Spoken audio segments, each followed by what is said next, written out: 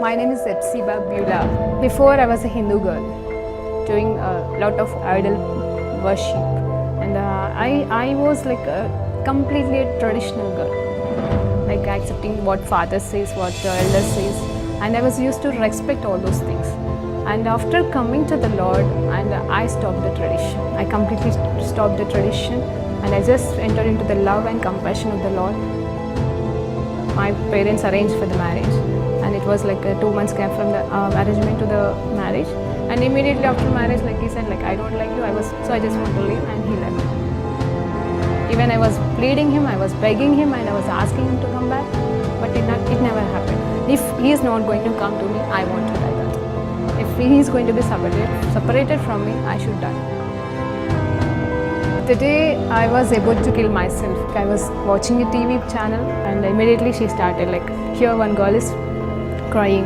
You have been separated with your husband and you are planning to die now, but you are not going to do that. Immediately I called to one of my Christian friends, and she shared with me the gospel. On the spot, I accepted Lord as my Savior. The next moment, I felt free from the burdens and all kind of thoughts, and everything left me. Praise Lord అండి. దేవునికి మహిమ కలుగును గాక. బాగున్నారండి అందరూ? ఈరోజు ప్రత్యేకమైన ఒక దినముగా మన జీవితంలో ఉంటుండగా మరి భస్మ బుధవారం అంటారండి. సరే, కొంతమంది దీన్ని ఆచరించకపోయినను మరి గుడ్ ఫ్రైడే ఈస్టర్ అయితే మనం అందరము కూడా క్రైస్తవులని సెలబ్రేట్ చేసుకుంటాం. అయితే దానికంటే ముందు 45 రోజుల పాటుగా మరి చాలామంది మరి చాలా డినామినేషన్లోనూ క్రైస్తవులందరూ కూడా మరి 40 days ఫాస్టింగ్ ప్రేయర్స్ అని మరి దేవునికి ఇచ్చుకుందామని, అంటే దేవునికి ఈ సమయాన్ని మరి ఎలా అంటే మరి సమర్పణ కలిగి మరి మన జీవితంలో దేవుడు చేసిన కార్యాలు జ్ఞాపకం చేసుకుంటూ ఒకళ్ళు పడిపోతే రిస్టోర్ చేసుకోవడానికి, మళ్ళీ మనం మార్చుకోవడానికి ఎన్నుకునే దినములుగా, శ్రేష్టమైన దినములుగా మరి క్రైస్తవుల జీవితంలో ఈ 40 రోజులు మరి పాటిస్తారండి. అందుని బట్టి కూడా దేవునికి మహిమ కలుగును కాక. అయితే ఇది కేవలం ఒక ఆచారం అని కాదు, కానీ మరి దేవాది దేవుడు మనకిచ్చిన సమయాన్ని నిజంగా శిలువ ధ్యానాల్ని మనం ధ్యానించుకుంటూ మరి కేవలం ఆయన చేసిన గొప్ప త్యాగాల్ని మనం జ్ఞాపకం చేసుకుంటూ మనం కూడా మరి ప్రతిరోజు వాక్యాన్ని ధ్యానిస్తూ ఉన్నాం కదండి. 12:30కి ప్రతిరోజు మనకి గాస్పల్ టీవీ ద్వారా మరి నా ప్రోగ్రాం ద్వారా ఈ గాస్పల్ టీవీ ద్వారా మీరు వింటున్నారు, బలపరచబడుతున్నారు. అయితే దేవుడిచ్చిన ప్రేరేపణ చొప్పున ఒక కొత్త కోణంలో ఈరోజు నుండి 40 రోజుల పాటు, అంటే గుడ్ ఫ్రైడే వరకు కూడా మనము ఒక పాట పాడుకొని ఆరాధన చేసుకుంటూ కొంచెం సేపు వాక్యంలోకి వెళ్దామని మరి దేవుడు ప్రేరేపించాడు. మరి మీరు కూడా ఏకీభించవలసిందిగా, అంటే ప్రతిసారి మీరు ఏం చేస్తారు, నా వాక్యం వింటూ పని చేసుకుంటారు, వింటూ ఉంటారు, కూర్చొని వింటారు. సరే, కదలలేని వారు ఉంటారు, మంచంలో పడుకొని నా వాక్యం వినే వాళ్ళు ఎంతోమంది అమ్మలు, అక్కలు, అన్నలు ఉన్నారు. వాళ్ళందరిని బట్టి కూడా నేను దేవునికి మహిమ చెల్లిస్తున్నాను. ఎందుకంటే మీరందరూ నా మాటల ద్వారా బలపరచబడుతున్నాను, సాక్ష్యాలు వింటున్నాం. అయితే మీరందరూ మందిరాలకు వెళ్ళలేకపోవచ్చు. అలాగే ఒకవేళ ఉపవాస ప్రార్థనలు ప్రకటించుకొని మరి మీరుగా దేవునితో గడపాలని ఆశ కలిగి ఉన్నారేమో, ఉపవాసం చేయలేకపోయినా పర్లేదు, దేవునికి దగ్గరగా ఉండడమే ఉపవాసం అండి. సో ఈరోజు ఈ ఉపమానంగా నేనేం చెప్తున్నా అంటే, ఈ రోజు నుండి మరి గుడ్ ఫ్రైడే వరకు ప్రతిరోజు ఒక పాట పాడుకొని, అంటే నేను పాడతాను, నాతో పాటుగా మీకు ఆ పాట వస్తే ఏకీభవించండి, లేదా విని దేవునితో గడపండి. కొంతసేపు ఆరాధన చేసుకుందాం. మరి దేవుడు మనల్ని తన ఆత్మతో తాకునుగా, కానీ అంత మాత్రమే కాదు, చిన్న వాక్యాన్ని కొంతసేపు ధ్యానించుకుని మరి ముగించుకుందాం. ఇదంతా ½ an hour అండి. మీరు నాకు ఫోన్లు చేయొద్దు ఆ సమయంలో, దయచేసి ఫోన్లు మాత్రం చేయకూడదు. నేను ప్రతిరోజు ఒక్క మాట చెప్తాను, కానీ ప్రతిరోజు ఈ రోజు నుండి మనము పాట, ఆరాధన, ఆ తర్వాత క్లుప్తమైన వాక్యంతో ఈ శ్రమ దినాలని మనము పాటించబోతున్నాం. అంటే మనము దేవునికి ఇంకా దగ్గరగా రాబోతున్నాం. పాటించడం అని కాదు, కానీ దేవునికి ఇంకా దగ్గరగా వస్తూ మనము ఆనందిద్దామండి ఆయన చేసిన మేలని. మరి మొదటిగా ప్రార్థన చేసుకుందాము. చిన్నగా ప్రార్థన చేసి ఒక పాట పాడతాను. ఆ పాట తర్వాత మనము ఆరాధనలోకి వెళ్దాం. ఆయన మనతో ఉండును గాక. ప్రార్థన చేసుకుందాం. పరిశుద్ధుడా, గొప్ప దేవా, నీకు స్తోత్రమయ్యా. ఈ సమయంలో తండ్రి ప్రభా, అద్భుతమైన రీతిగా ఈ భస్మ బుధవారము దినమున అయ్యా, నిజమే తండ్రి, ఆనాడు ఫిబ్రవరి 6వ తారీఖు 2008వ సంవత్సరంలో ప్రభా నాయన, నాకు తెలియకుండానే నువ్వు నన్ను భస్మ బుధవారం ఇది ఆగే మధ్యాహ్నం పూట ప్రభా నువ్వు రక్షించుకున్నావు తండ్రి. ఒక టీవీ ద్వారా ఈరోజు ఎంతమంది అయితే వాక్యాన్ని, ప్రార్థన ఆలకిస్తున్నారు, అందరు బట్టి నీకు వందనాలు ప్రభా. అయ్యా, నన్ను రక్షించుకున్న దేవా, ఇంకెంతో మందిని రక్షించుకోమని బ్రతలాడుతూ అయ్యా, ఈ రోజు నుండి క్లుప్తంగా ప్రభా వాక్యం చెప్పుకుంటూ మొదటిగా ఆరాధన పాట ద్వారా కూడా నిన్ను మహిమపరిచే భాగ్యాన్ని ఈ 40 దినముల పాటు మీరు మాకు ఇస్తున్నందుకు, ఈ తరుణాన్ని మాకు ఇచ్చినందుకు అయ్యా తండ్రి, మీకే వేల కోట్ల వందనాలు వందనాలు తెలియజేసుకుంటూ ఈ సమయాన్ని సమర్పిస్తున్నాము తండ్రి. ఆమెన్. ప్రైజ్ లార్డ్ అండి. దేవునికి మహిమ కలుగును గాక. అవునండి, ఒక చర్చిలో ఎలా ఆరాధన చేసుకుంటామో ఆ రీతిగా మనం చక్కగా ఆరాధన చేసుకుంటూ మరి పాట పాడుకొని ముందుకు సాగుదాము. మరి దేవుడు నాకు ఇచ్చిన ప్రేరేపణ చొప్పున మరి మొదటిగా మరి ఈరోజు మొదటి దినముగా ఒక చక్కటి పాటని పాడి మరి దేవుని నామాన్ని మహిమపరుచుకుందామంటే, నేనైతే సింగర్ని కాదండి, ఊరికే మరి ఒక పాట చక్కగా మీకు వీలైతే చప్పట్లు కొట్టుకొని పాట పాడుకుందాము. హల్లెలూయా, దేవునికి మహిమ. కలములతో రాయగలనా, కవితలతో వర్ణింపగలనా, కలవలతో వివరింపగలనా నీ మహోన్నతమైన ప్రేమ. ఆరాధింతును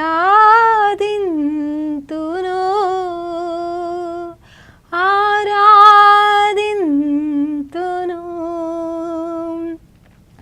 ఆరాధింతును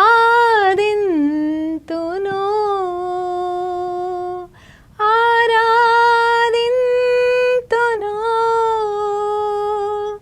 నా రాజువు నీవే, నా తండ్రివి నీవే, నిన్ను విడువను ఎడబాయను. నా రాజువు నీవే, నా తండ్రివి నీవే, నిన్ను విడువను ఎడబాయను. ఆరాధనా ఆరాధనా ఆరాధనా నీకే యేసయ్యా, నీకు స్తోత్రమయ్యా. ఆకాశములు నీ మహిమను వివరించుచున్నవి, అంతరిక్షము నీ చేతి పనిని వివరించుచున్నవి. దేవా నా ప్రాణము నీ కొరకై తపించుచున్నది. దేవా నా ప్రాణము నీ కొరకై తపించుచున్నది.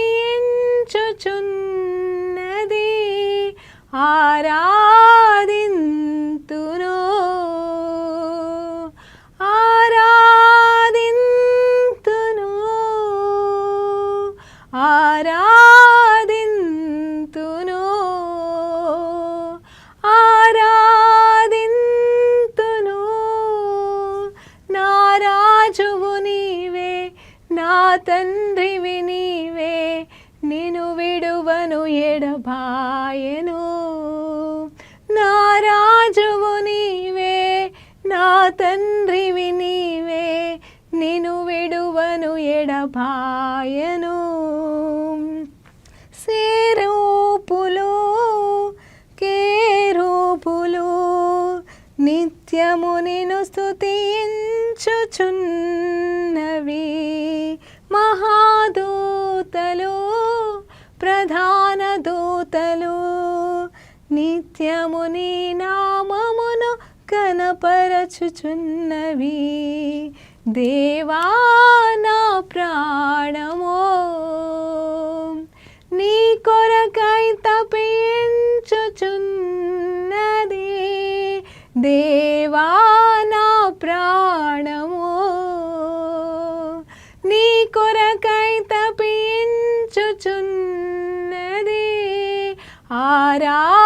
ఆరాధింతును ఆరాధింతును ఆరాధింతును ఆరాధింతును. నా రాజువు నీవే, నా తండ్రివి నీవే, నిన్ను విడువను ఎడబాయను. నా రాజువు నీవే, నా తండ్రివి నీవే, నిన్ను విడువను ఎడబాయను. హల్లెలూయా. హల్లెలూయా. దేవునికి స్తోత్రం కలుగును గాక. పరిశుద్ధుడా గొప్ప దేవా నీకు స్తోత్రం. అవునండి, కాసేపు ఆరాధన చేసుకుందాం. ఆయన చేసిన మేళ్ళకే ఆరాధన, ఆయన చూపుతున్న మేళ్ళకే ఆరాధన, ఆయన కుమ్మరిస్తున్న మేళ్ళకే ఆరాధన. అయ్యా నీకు వందనాలు ప్రభా, నీకు స్తోత్రమయ్యా. అవునయ్యా, కలల ములతో మేము రాయలేమేసయ్యా. అయ్యా నిన్ను వివరించడానికి మా నాలుకలు మా జీవితాలు సరిపోవు తండ్రి, నీకు వందనాలు. హల్లెలూయా. రీఖబా శరణ కాసిక తురి ఖరబా శరవ.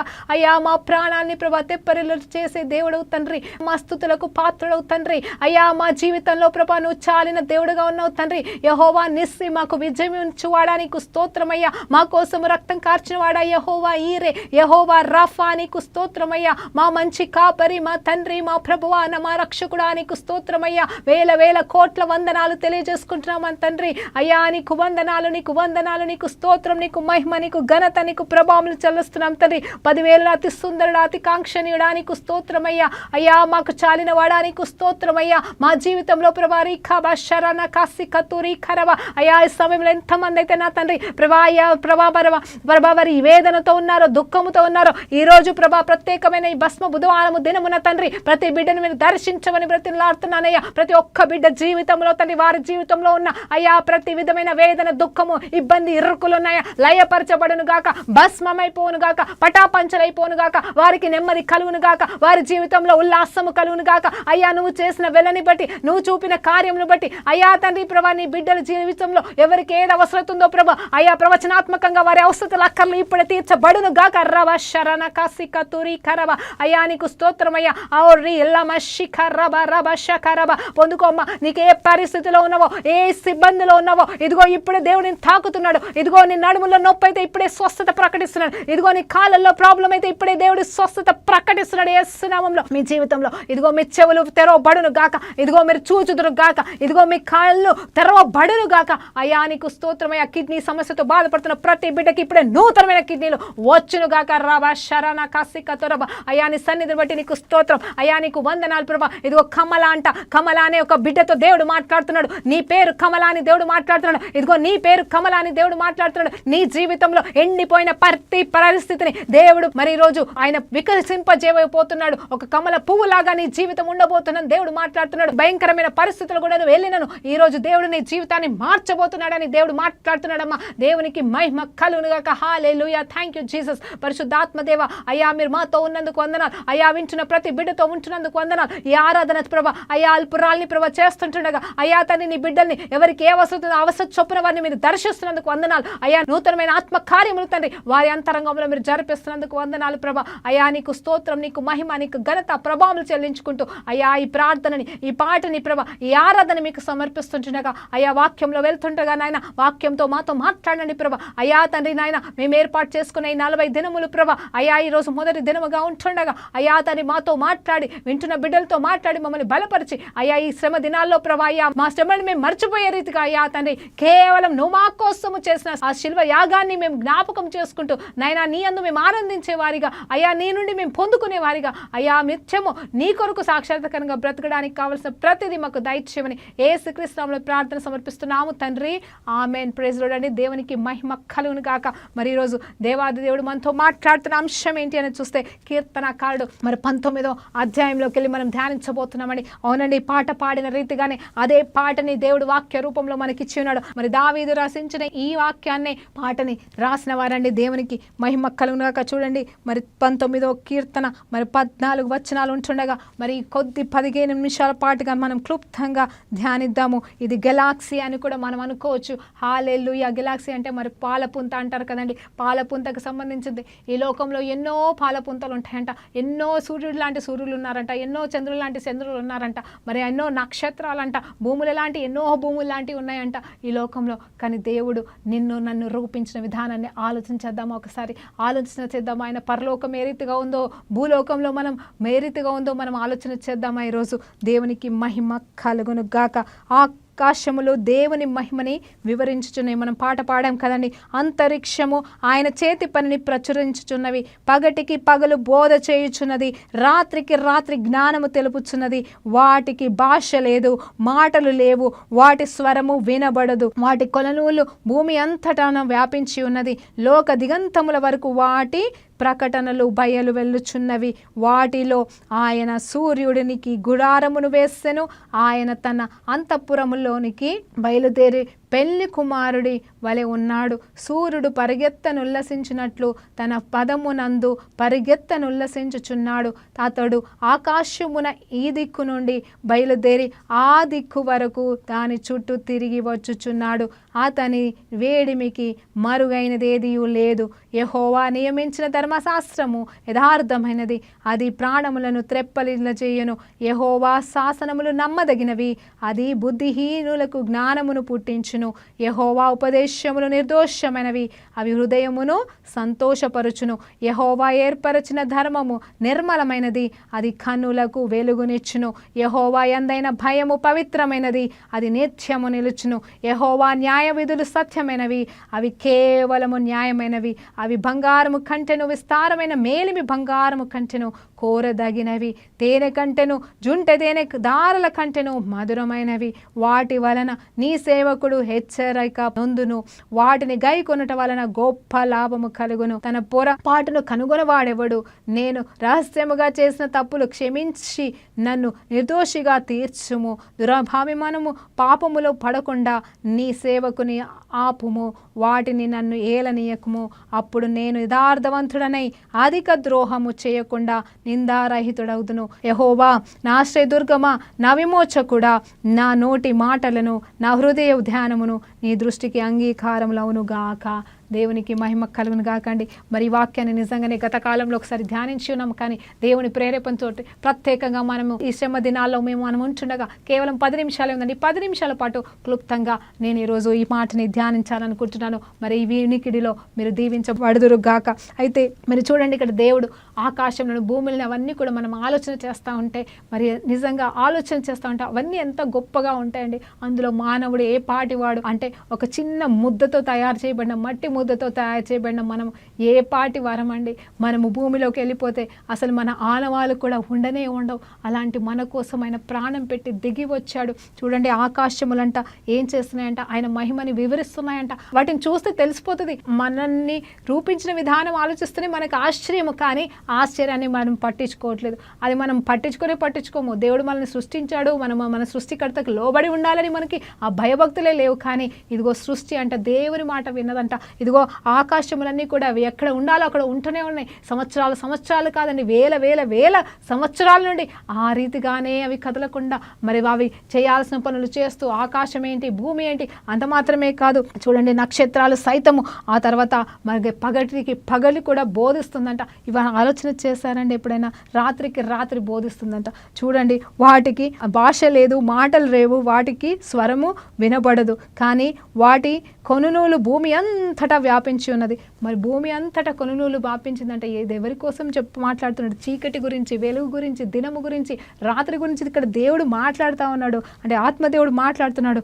వాటిలో ఆయన సూర్యునికి ఏం చేశాడంట? గుడారమును వేసి ఉన్నాడంట. సూర్యుడికి గుడారము వేసి ఉన్నాడంట. ఎలాంటి గుడారం అంటే, నువ్వు ఇక్కడే ఉండాలంటే. గుడారం అంటే ఏంటంటే మనం నివసించే స్థలాన్ని గుడారం అంటారండి. చూడండి, అవన్నీ అయితే అవే గుడారాలాగా మనకు కనిపిస్తుంటే, అందులో మళ్ళీ సూర్యుడికి ఒక గుడారం వేసేసి మరి ఆయన ఏ రీతిగా ఉన్నాడు సూర్యుడు అని చెప్పేసి మాట్లాడుతూ ఉన్నాడు. ఒకసారి ఎప్పుడైనా సూర్యుడి గురించి ఆలోచన చేశారా? క్లుప్తంగా ఆలోచన చేద్దామండి. నిజంగా దేవుడు మనకి జ్ఞానాన్ని ఇచ్చి మనల్ని, ఆయన అనంత జ్ఞాని కదండి, ఆయన జ్ఞానాన్ని మనము ఆస్వాదిద్దాం. ఈ రోజు మనం ఏ పార్టీ వారం అండి? నిజంగా చెప్పాలంటే మనము ఆవిరి వంటి వారమని వాక్యం చెబుతుంది. మన ఊపిరి ఆగిపోతే మనం లేని వారమే, కానీ ఇవి మాత్రం ఆ రోజు నుండి ఈ రోజు వరకు ఇంకా ఉన్నాయి. మన ఆయుష్ ఎంత? 60, 70, 80 అన్నట్టుగా. కానీ వీటి ఆయుష్ ఒకసారి ఆలోచన చేద్దామా?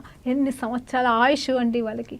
ఆయనను మరి ఎక్కడ కూడా త్రొట్టెలకుండా ఆగిపోకుండా సూర్యుడి గురించి ఆలోచన చేస్తే మీరు గమనించండి, మనకి ఇప్పుడు మధ్యాహ్నం 12:30 ప్రాంతం, కానీ వేరే దేశంలో చూస్తే వాళ్ళకి రాత్రి 12 అయ్యే కాలం ఉంటుంది. కొంతమందికి మనకంటే ముందున్న వాళ్ళు ఉన్నారండి. ఈరోజు మనకి 14వ తారీఖు అయితే వాళ్ళకి ఏ తారీఖు అవుతుంది అని అంటే చూస్తే వాళ్ళకి 15వ తారీఖు కొంతమంది ఆరంభంలో ఉంటారు, కొంతమంది ఇంకా మరి 13వ తారీఖులోనే ఉంటారు. అంటే ఒక 24 గంటలండి ఎగ్జాక్ట్గా చూస్తే సూర్యుడు ఎక్కడ ఆరంభించబడతాడు అనేది చూస్తే మరి నేను నెట్లో కొట్టి చూశాను, ప్రభా ఈ 24 hours how it is going to be started, ఎక్కడ నిజంగా సూర్యుడు స్టార్ట్ చేయబోతున్నాడు అని చూస్తే కిరుబటి అనే స్థలం అంట, దానికి క్రిస్మస్ ఐలాండ్ అని పేరు పెట్టి ఉన్నారు. దేవునికి మహిమ కలుగును. అవునండి, క్రిస్మస్ అంటే ఆయన ఉదయించే, మరి క్రిస్మస్ అంటేనే ఉదయించడం, దేవుడు పుట్టిన సమయం అన్నట్టుగా. మరి సూర్యుడికి కూడా అదే సూర్యుడు ఉదయించే స్థలానికి అదే పేరు పెట్టి అదొక ఐలాండ్ అండి, అంటే అదొక ద్వీపం అంట. సో అక్కడ ఆ ప్లేస్లో మొదటిగా సూర్యుడు ఆరంభిస్తాడంటే సూర్యోదయం అనేది అక్కడ జరుగుతుంది. ఆ తర్వాత మళ్ళా తిరుగుతుంటే భూమి గుండ్రంగా ఉంటుందని. సో ఇక్కడ ఆరంభించబడిన సూర్యోదయం అలా తిరుగుతూ వచ్చేసి మళ్ళీ ఇక్కడ ఆ కొంచెం పక్కలో అంటే ఆ కొంచెం పక్కన మళ్ళీ సూర్యోదయం అవుతూ ఉంటుంది. ఆ తర్వాత వీళ్ళకి నైట్ అయిపోతూ ఉంటుంది. 24 hours అంటే దేవుని కనుదృష్టి భూలోకం అంతా సంచరిస్తుంది అన్నట్టుగా సూర్యుడు కూడా ఆయన తిరుగుతూ 24 hours అంటే ఆయన వెలిగిస్తూనే ఉంటున్నాడు. ఎక్కడో ఒక దగ్గర అంటే ప్రతి సెకండ్లో ఈరోజు ఈ క్షణంలో ఇప్పుడు ఇక్కడ సూర్యోదయం అవుతుందండి, ఈ క్షణంలో ఇప్పుడు ఇక్కడ సూర్యోదయం అవుతుంది. అలా 24 hours మరి సూర్యుడు ఉదయిస్తూనే ఉంటున్నాడు. ఆ భూమి గురించి ఇక్కడ మాట్లాడుతున్న అద్భుతం ఈ రీతిగా ఉంది. అంటే ఆ సూర్యుడే, దేవుని చేత సృష్టించబడిన ఆ సూర్యుడే, ఒక నోటి మాట వలన సృష్టించబడిన ఆ సూర్యుడే అంతగా లోబడి ప్రతి చోట వెలుగుగా మరి ఆయన ప్రతి చోట మరి వెలిగించబడతా ఉంటుండగా ఆయన అరిచేతలు చెక్కబడిన నువ్వు నేను ఎంత గొప్పగా ఆయన కోసం మనం వెలిగించబడాలా. ఆయన మనల్ని అరిచేతుల్లో పెట్టడం మాత్రం కాదు, ఆయన శ్వాస ఇచ్చి ఆయన ఊపిరినిచ్చి ఇప్పుడు మనం తప్పు చేసిన పాపం చేసిన ఆయన మన కొరకు రక్తం కార్చి మరి మనల్ని కొనుక్కున్న దేవుడికి మనం ఎంత వెల చెల్లించాలి, మనం ఎంతగా ఆయన కోసం వెలగాలి, ఆయన కోసం మనం ఎన్ని పనులు చేయాలి అని ఈరోజు దేవుని పేరట జ్ఞాపకం చేస్తున్నాడు. నిజమే, ఆయన వీటిని నిత్యత్వంలో పెట్టేసి ఉన్నాడు. ఆ తర్వాత ఇది ఏమైపోతుందో సూర్యుడు చంద్రుడు అంట.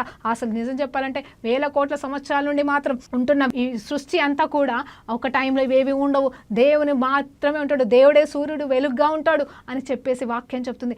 కానీ దేవుడు ఏమంటుంది తెలుసా, మనం ఈ భూమి మీద పంపించిన తర్వాత దేవుడు మనల్ని ఆ తర్వాత 50 సంవత్సరాలు 100 సంవత్సరాలు ఎన్ని సంవత్సరాలు బ్రతుకుతాం, కానీ ఆ తర్వాత దేవుడు మనకి నిత్యంగా వెలిగే కృపనిస్తున్నాడు, నిత్యం ఆయనతో ఉండే కృపనిస్తున్నాడు. వీటికి లేని ఆ కృప దేవుడు మనకిస్తున్నాడు కదండి. ఆలోచన చేస్తూ ఉంటే చూడండి ఎంత గొప్ప సత్యము దీనిలో ఉంది. ఆ తర్వాత చూస్తే మరి 6వ వచనం వరకు సృష్టి గురించి మాట్లాడబడుతూ ఉంది. ఆయన సృష్టించిన సృష్టి అంతగా లోబడుతుందని ఇక్కడ మాట్లాడుతూ ఉన్నాడు కీర్తనకారుడు. మీరు తర్వాత ధ్యానించుకోండి, నేను కేవలం చదివి వదిలేస్తున్నాను. నేను ఎందుకంటే మరి ప్రత్యేకమైన దినాల్లో మనం ఉన్నాం కాబట్టి ప్రత్యేకంగానే కొంచెంసేపే అర్ధగంట మెసేజ్ ఇవ్వచ్చు, కానీ నేను కావాలని మరి 40 రోజులు అంటే దేవుడు ప్రేరేపించిన దాన్ని బట్టి మరి ఒక కొత్త విధానంలో దేవునికి ఇంకా దగ్గర అవుదామని ఆరాధన కూడా చేద్దామని మరి నేను ప్రేరేపించబడ్డాను కాబట్టి వాక్యం క్లుప్తంగా చెప్తున్నానండి. తర్వాత 7వ వచనం నుండి 10వ వచనం వరకు ధ్యానించినప్పుడు అక్కడ ధర్మశాస్త్రం గురించి అంట. ధర్మశాస్త్రం ఎంత గొప్పది అంటే పాత నిబంధన ధర్మశాస్త్రం అని కాదు, దేవుడిచ్చే ఆజ్ఞలు, దేవుడు మనకి చెప్పే నిబంధనలు, ఆయన మనకి బోధించే విధానం, ఆయన మనకి నడిపిస్తున్న ఈ సత్యాలు, ఇదిగో దీనిని మనం అనుసరించి జీవించినప్పుడు మనకి కలిగే మేళ్ళ గురించి, అవి ఎంత మధురమైనవి ఎంత చక్కనైనవి అని చెప్పేసి ఇక్కడ కీర్తనకారుడు మాట్లాడుతూ ఉన్నాడు.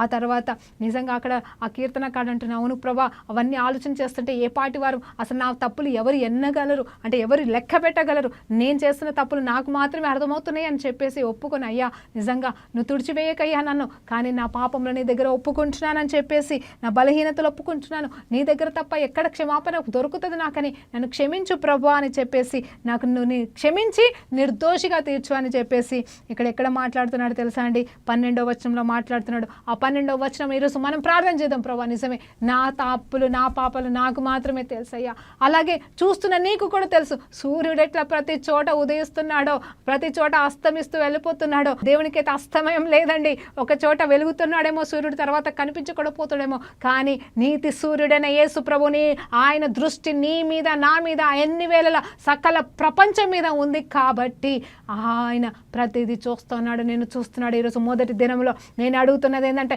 ఇదిగో నీలో ఏమైనా తప్పు ఉంటే, నీలో ఏమైనా నిర్దోషత్వం ఉంటే ఇప్పుడే ఒప్పుకొని విడిచిపెట్టు, క్షమాపణ కోరుకో. ఈరోజు దేవుడు నిన్ను క్షమించడానికి సంసిద్ధంగా ఉన్నాడు. ఆయన నీ జీవితంలో వెలుగు సూర్యుడిగా నిలబడతాడు. ఆయన నీలో ఉన్న చీకటిని తొలగించి నిన్ను వెలుగుగా ఆయన వాడుకోవాలని కోరుకుంటున్నాడు. అందును బట్టి దేవునికి స్తోత్రం కలుగును గాక. దురాభిమాన పాపంలో పడకుండా ఇది ప్రార్థన చేయాలండి. ప్రభా ఇప్పటివరకు పడ్డాము కరెక్టే, క్షమించి నన్ను నిర్దోషిగా చేయి ప్రభా, నన్ను క్షమించు కడుగు అని మాత్రమే కాదు, కానీ ప్రభా ఇంకా ఎలాంటి దురాభిమాన పాపంలో పడకుండా, ఎలాంటి దోషాల్లోకి నేను వెళ్ళకుండా నన్ను కరుణించని చెప్పేసి మీరు ఈరోజు ప్రతిష్ఠించుకుంటారా? కనీసం ఈ 40 దినములన్నా ఒక్క తప్పు కూడా చేయకుండా, ఒకవేళ తప్పు చేసిన వెంటనే ఒప్పుకునే స్థితి ఆ దేవుడి దగ్గర, కనీసం మనుషుల దగ్గర కాకపోయినా ఒప్పుకొని ఆ అలవాటు ప్రకారంగా ఈ 40 రోజులు మీరు చేస్తే అది మీ జీవితంలో ఇప్పటికే అలవాటుగా మారిపోయి మీరు పాపం అనేది కూడా ముట్టకుండా జీవించగలరని నేను దేవుని పేరిట మీకు చెప్తున్నానండి. నిజమే, పాపం లేని వారిగా మనం బ్రతకడం చాలా ఈజీ అని నేను చెప్తున్నాను. అంటే ఈజీ అంటే వీ కెన్ డూ ఇట్ అని చెప్తున్నానండి. మనం బ్రతకగలము పాపం లేకుండా, కానీ మనం ప్రయత్నించట్లేదు. ఇది మనం తెలుసుకోవాల్సిన వారుగా ఉన్నాం. అవును, పాపం లేని వాళ్ళంటే ఈ లోకంలో లేరు. ఎందుకు లేరు అంటే వాళ్ళు పాపం లేకుండా బ్రతకడానికి ప్రయాస పడట్లేదు, పోనీలే అని లైట్గా వదిలేస్తున్నారు. కానీ నిజం చెప్పాలంటే నేను పరిశుద్ధుడను కాబట్టి మీరు కూడా పరిశుద్ధులుగా ఉండమని చెప్తున్న దేవుడు మాట అబద్ధం కాదండి. ఆయన ఉండమన్నాడంటే ఉండగలమని అర్థం. మనం ఉండడానికి ప్రయాసపడదాం. దానికి ఆరంభంగా నువ్వు ఏ వయసులో ఉన్నా, ఇప్పుడు ఏ స్థితిలో ఉన్నా, ఏ సంవత్సరం అంటే నువ్వు ఎక్కడున్నా, ఏ స్థితిలో ఉన్నా సరే, ఇదిగో ఈ రోజు నుండి ఒక నూతనమైన దినముగా నువ్వు జీవితంలో ఆరంభించి పాపం లేనివాడిగా బ్రతుకి దానికి ప్రయాసపడు. దేవుడు నిన్ను గొప్పగా దీవించునుగాక. చివరిగా వచనాన్ని చెప్పుకొని ముగించుకుందామండి. చూడండి, ప్రభా నన్ను ఆపుము, కాపాడుము ప్రభా. ఇదిగో మరి గతంలో చెప్పినట్టుగా నన్ను ప్రతి దోషం నుండి తప్పించు ప్రభా, కీడు నుండి తప్పించమని ప్రార్థన మాత్రమే కాదు, ఇగో అంటున్నాడు, యెహోవా నా ఆశ్రయ దుర్గమా, నా విమోచకుడు నీవే, నన్ను విమోచించయ్యా అని అడుగుతూ ఏమంటున్నాడు, ఆశ్రయిస్తున్నాడు. నన్ను విమోచించేవాడు నీవని ఆశ్రయిస్తున్నాడు. అవునండి, మనము సూర్యుడు ఎండ తట్టుకోలేము, ఒక్కొక్కసారి వర్షం వస్తే తట్టుకోలేము, మనం నీడకు పరిగెడతా ఉంటాము. ఆ సూర్యుడి ఎండ తట్టుకోలేక నీడకు పరిగెడతా ఉంటాము. కానీ నిజం చెప్పాలంటే ఇక్కడ ఈయననే ఈ నీతి సూర్యుడు అనే ఆశ్రయ దుర్గము వైపు మనం పరిగెడితే ఆయనలో మనకి విమోచన ఉంది, ఆయనలో మనకి సమాధానం ఉంది, ఆయనలో మనకి వెచ్చదనం ఉంది, ఆయనలోనే మనకి చల్లదనం ఉంది, ఆయనే సమస్తము మనకి ఇచ్చేవాడుగా ఉన్నాడు. చూడండి ఇంకేమంటున్నాడు తెలుసా, నా నోటి మాటలు నా హృదయ ధ్యానము నీ దృష్టికి అంగీకారం అవును గాక. ఈరోజు అండి హృదయం చేయబడుతున్న పాపాలు, హృదయం ఆలోచన వల్ల చేస్తున్న పాపాలు, హృదయం నిండిన కొలది నోరు మాట్లాడుతున్న పాపాలు, అలాంటి పాప జీవితంలోకి వెళ్ళి మనము బయటకు వచ్చేద్దాం. ఈరోజు ఈ తీర్మానం తీసుకుందాం. ఆయన మన ఆకాశాన్ని భూమిని అదంతా చూస్తున్నప్పుడు ప్రకృతి మనతో మాట్లాడాలి. అయ్యా నువ్వు సృష్టించు సృష్టి మరి ఇంత చక్కగా ఉబే చేస్తే ఇదిగో నీ అరచేతులు చెక్కబడిన నేను ఇంకా ఎంతగా నేను లోబడాలి ప్రభా. నువ్వు నన్ను చూసి ఆనందిస్తున్నావు, ఆ సృష్టిని చూసి దేవుడు ఆనందించేవాడు కదండి.